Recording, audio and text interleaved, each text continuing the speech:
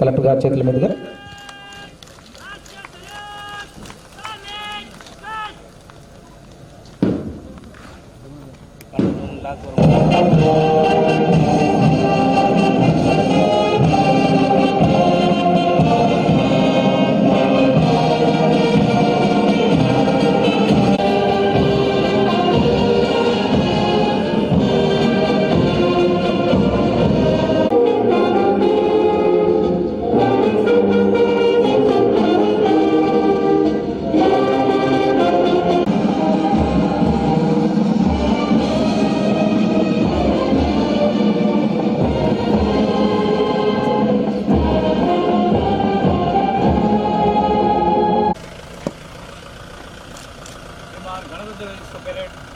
के लिए core produce हाजिर है।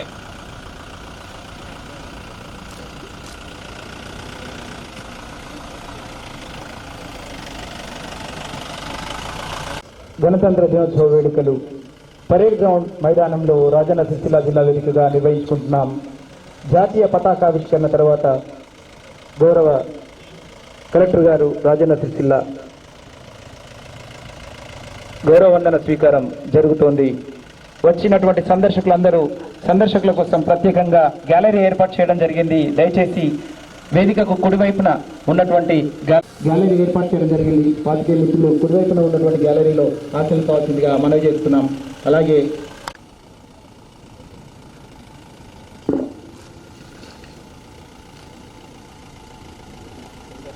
Republic Day marking the adoption of our Constitution on 26 January 1950. This day reminds us of the vision and sacrifices of leaders like Dr. B.R. Ambedkar and Mahatma Gandhi. Liberty, equality and fraternity to every citizen of India.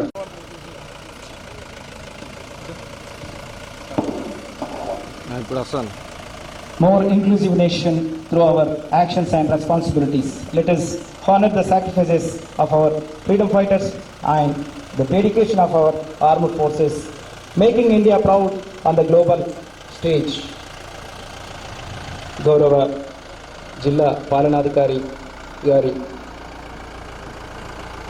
प्रदान कीजिए।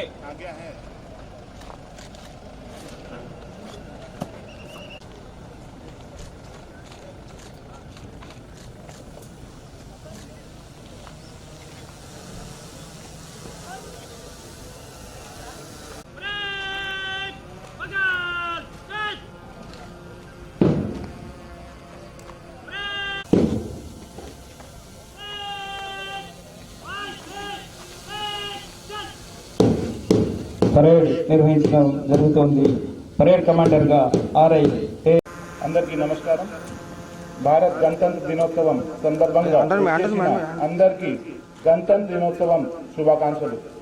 ప్రజాప్రభుత్వం ద్వారా జిల్లాలో అమలు చేస్తున్న పలు సంక్షేమ అభివృద్ధి కార్యక్రమాలను మీ ముందు వివరిస్తున్నాను. నీటి నుంచి రైతు భరోసా, ఇంద్రమ్మ ఆత్మీయ భరోసా, ఇంద్రమ్మ ఇందు పథకాలు అమలు చేస్తూ నూతన రేషన్ కార్డులు అందచేయన ఉంది.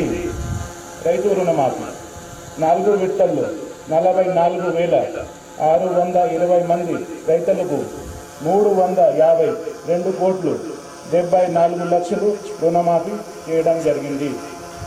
మహాలక్ష్మి పథకం జిల్లాలో సుమారు 73 కోట్ల 41 లక్ష విలువ గల 1,97 లక్షల మంది మహిళలు జీరో టికెట్ పై ప్రయాణం చేశారు. ఇందిరా మహిళా శక్తి మహిళలను కోటీశ్వర్లుగా చేయడమే లక్ష్యంగా ఇందిరా శక్తి పేరుతో పథకానికి ప్రజాప్రభుత్వం శ్రీకారం చుట్టింది. ఇప్పటి వరకు మన జిల్లాలో 3 ఇందిరమ్మ మహిళా శక్తి క్యాంటీన్లు ప్రారంభించుకొని విజయవంతంగా నిర్వహించడం జరుగుతుంది. 500 రూపాయలకే గ్యాస్ సిలిండర్ సరఫరా పథకం కింద జిల్లాలో ఇప్పటి వరకు 93,104 మంది కుటుంబ బ్యాంక్ ఖాతాల్లో 7,35,39,000 రూపాయలు సబ్సిడీ ఖాతా సొమ్ము జమ చేయడం జరిగింది. గృహజ్యోతి కింద మార్చ్ 1 నుంచి డిసెంబర్ వరకు 9,44,834 జీరో బిల్ జారీ చేయడం జరిగింది. ప్రభుత్వం 36 లక్షల రూపాయలను చెల్లించడం జరిగింది. ఇందిరమ్మ ఇల్లు పథకం.